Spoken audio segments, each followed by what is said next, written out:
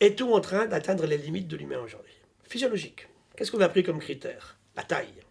On a sans arrêt grandi depuis le milieu du 19e siècle. On a grandi. Chaque année, on prenait quelques millimètres. Je crois que c'est quelque chose comme on a dû gagner 15 centimètres sur 150 ans. 15 centimètres. Filles et garçons. Depuis 10 ans, c'est fini. On ne prend plus un poil de millimètre. Intéressant. Une limite. Est-ce que c'est la limite normale de l'espèce humaine, avec ses gènes et ses conditions? Parce qu'on n'est pas dans un système où les autoproblèmes qu'on crée, nous, par nos pratiques sur l'environnement, ne sont pas en train d'empêcher une progression qui aurait pu avoir lieu.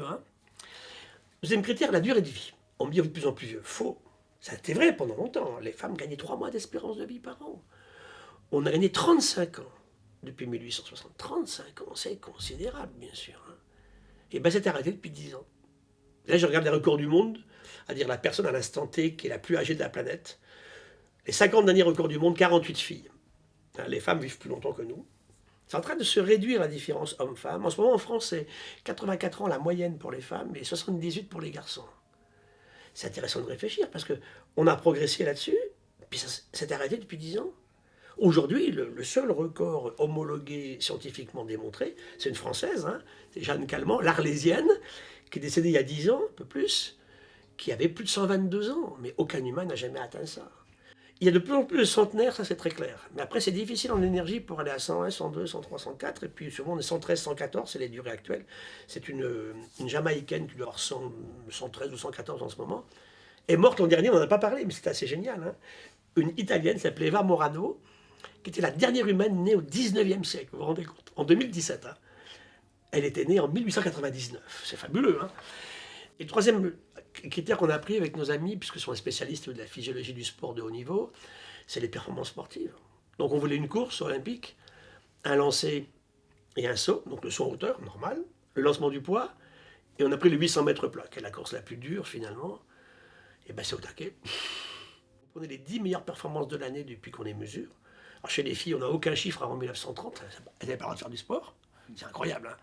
Et chez les garçons, on voit très bien effectivement que on est au taquet. C'est-à-dire que. Alors, il y a des cas où c'est intéressant de regarder ce qui se passe. Le saut en longueur de Bob Beamon à Mexico en 68, il fait 1 mètre de plus que les autres. Totalement shooté le type, c'est clair. Et puis tout récemment, ce qu'on regarde aujourd'hui, c'est qu'aucune femme au monde en ce moment, c'est intéressant, je ne sais pas ce qu'elles font les filles, ne lance le poids aussi loin que les Allemandes de l'Est en 1986. C'est pas inintéressant ça. On les shootait à la méthyltestostérone depuis toute petite. Des filles qui n'ont jamais eu de menstruation, de règles de leur vie. Donc on peut s'amuser à tricher, mais quand on triche, ça ne marche pas pour s'adapter. Donc c'est là que peut-être qu'on est en train d'atteindre certaines limites. On n'est pas sur un système. Alors quand on vous dit vous allez vivre demain peut-être 1000 ans, entre 1000 ans, 1000 ans, comment? Alors en plus, il y a un truc intéressant, c'est que dans les pays où on vit le plus longtemps, la France, le Japon, les États-Unis, l'Allemagne, l'Italie, on se rend compte que ça coûte très cher en énergie. C'est là qu'il y a la plus grande dépense énergétique. Ça coûte très très cher. Les vieux, il faut les refroidir effectivement l'été, il faut les chauffer l'hiver. Je ne suis pas contre ça, simplement il faut bien voir qu'il faut un niveau économique avec un niveau énergétique qu'on peut attendre. Je ne suis pas sûr qu'on puisse amener demain effectivement 10 milliards d'humains dans ces conditions-là. Or, notre problème essentiel, c'est qu'il faut éradiquer la pauvreté. Le système marchera. C'est d'écologie en fait ça. La démographie, aujourd'hui, crier haro sur les Africaines qui font trop de mômes, je ne comprends pas. Si aujourd'hui on a nos problèmes, c'est quand même pas la faute des Africaines qui font trop de mômes. Comment on a vécu nous, effectivement. Donc effectivement, il y a une question de la démographie qu'il faut prendre en considération. Mais je vois l'Inde, par exemple, je crois que le chiffre est à 2,4 aujourd'hui. En France, c'est 1,9 enfants par femme. Le Niger reste le plus haut. Le problème, il n'est pas là. De toute façon, la démographie, on ne va pas la régler par des lois, on va la régler par l'éducation des filles. Il y a une très belle relation entre le niveau d'éducation d'une femme et le nombre de bébés qu'elle va faire, de toute façon.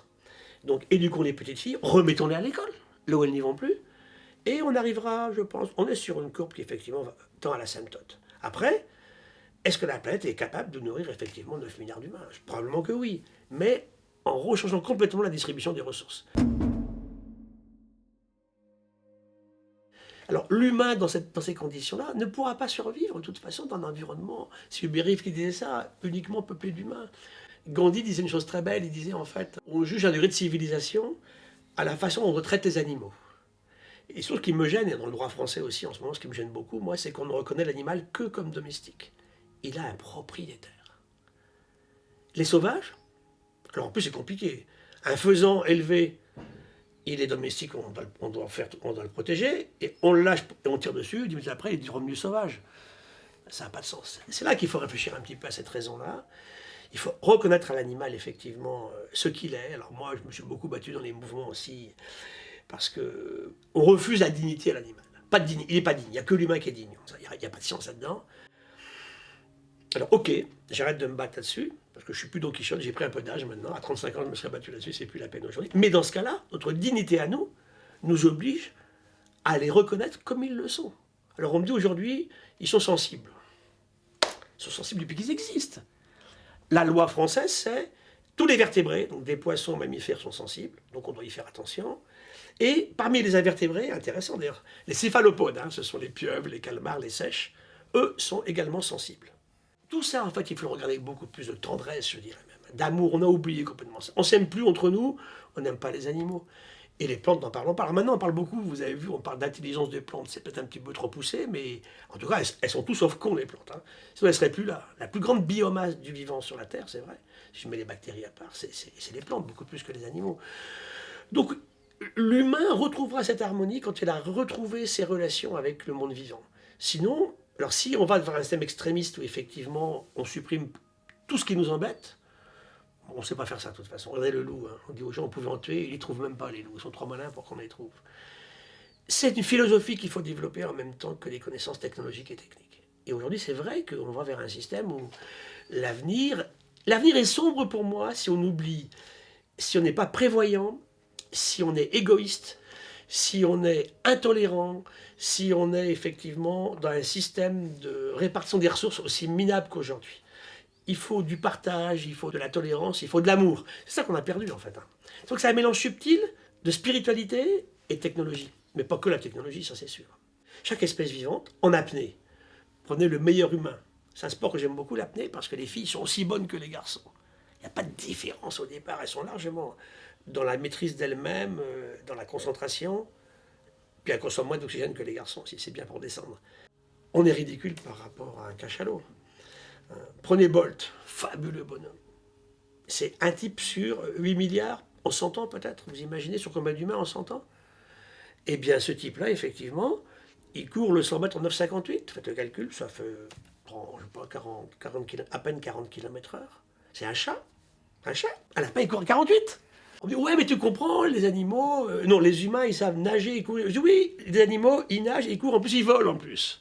Donc c'est là qu'il faut garder la raison.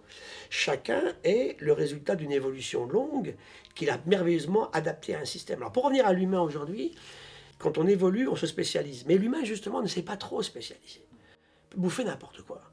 Regardez un Inuit qui ne mange que de la viande. Alors, les véganes seraient malheureux. Il mange que ça, parce qu'il n'y a rien d'autre, il n'y a pas de salade là où il vit. Hein.